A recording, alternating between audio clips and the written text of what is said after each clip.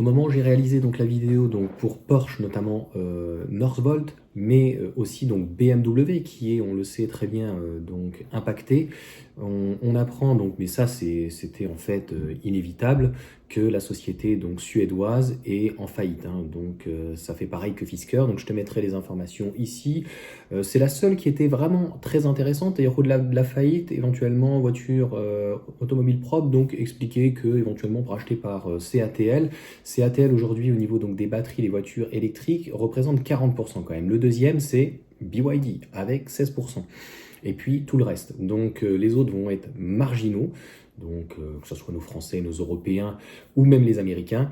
Et moi j'y crois pas, à un moment donné d'ailleurs ils le disent un petit peu dans l'article, mais quel serait l'intérêt en fait de CATL? Et c'est ce que j'ai dit d'ailleurs pour les constructeurs européens. Si demain Stellantis, Volkswagen ou autres devaient vendre une tout ou partie donc de leur marque, même Jaguar par exemple avec Tata, franchement, qui irait racheter donc en fait des constructeurs qui n'ont absolument plus d'intérêt en fait.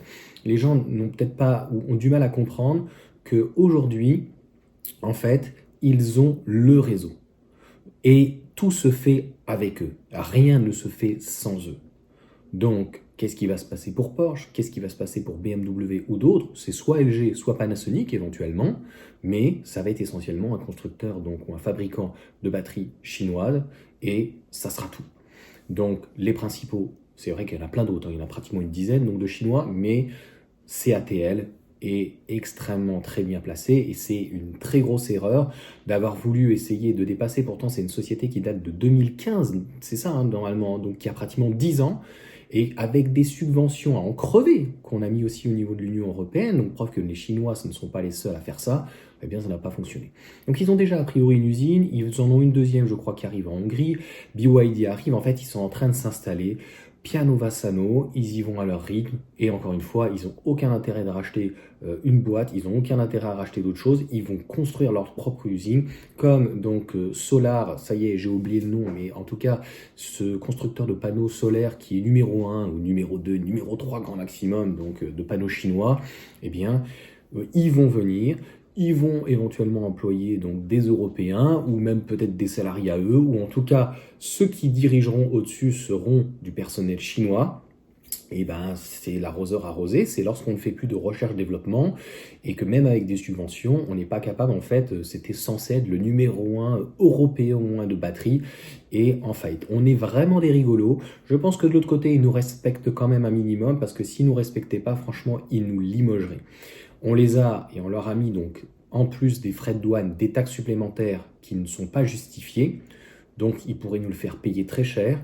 Et à un moment donné, en fait, c'est pour ça que certains constructeurs et certains élus raisonnables se disent, un petit peu comme l'Allemagne ou d'autres, voilà, il va falloir qu'on coopère, et il va falloir que ça se fasse d'une manière, que ça reste commercial, parce que sinon ça pourrait être une réelle guerre commerciale, et c'est perdu d'avance. Parce que qu'est-ce qu'on fait encore en fait en Europe? Je tiens à rappeler que ce n'est pas de la faute ni de nos dirigeants à l'extrême, ni de nos constructeurs, ou peut-être plus sur les constructeurs de ne pas avoir investi dans l'avenir.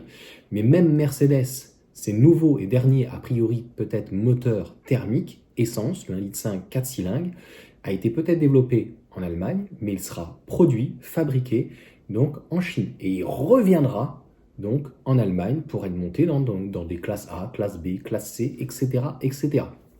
Donc, à un moment donné, on voit bien que il n'y a pratiquement que Tesla qui a énormément investi massivement dans des véhicules, et il y avait une possibilité à un moment donné sur la voiture électrique de faire des batteries LFP, pourquoi pas de travailler avec CATL, je vois pas où ce qui est choquant, mais au moins de garder un minimum, tu comprends?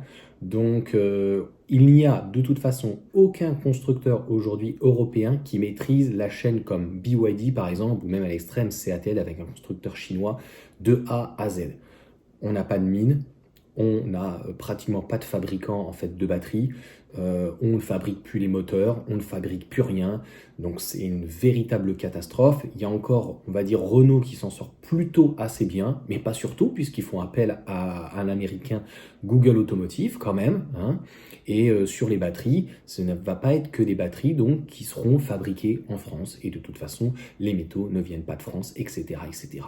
Et c'est pareil pour Stellantis, qui c'est peut-être son propre logiciel, mais pour le reste, ben, il y a peut-être certaines batteries qui viennent de France avec ACC ou d'autres, mais en gros, pour l'essentiel, ça vient déjà en tout cas plus d'Europe.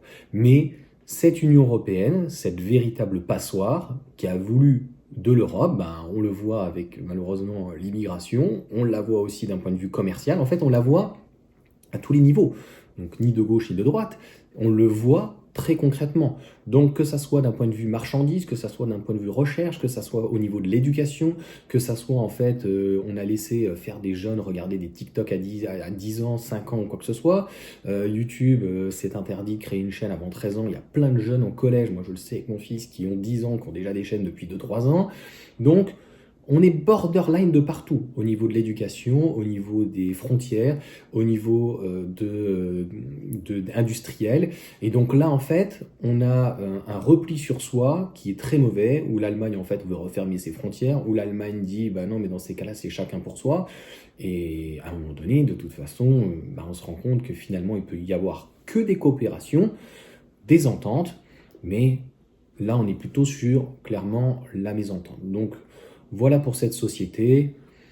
La faillite était inévitable et elle va entraîner des retards très très importants sur certains constructeurs qui développaient leurs voitures électriques, et ça c'est déplorable, et ils vont perdre 2-3 ans, ce qui est énorme. Donc à terme, ils ne sauront pas, ils ne pourront pas être concurrentiels, et quand ils sortiront leur nouveau modèle, bah, les autres auront déjà sorti un modèle plus tôt de 1. De 2, lorsque leur nouveau modèle arrivera, il sera plus performant. On voit par exemple la R5 qui est quand même beaucoup mieux, un meilleur rapport qualité-prix que la 208. Mais il ne se réveille pas.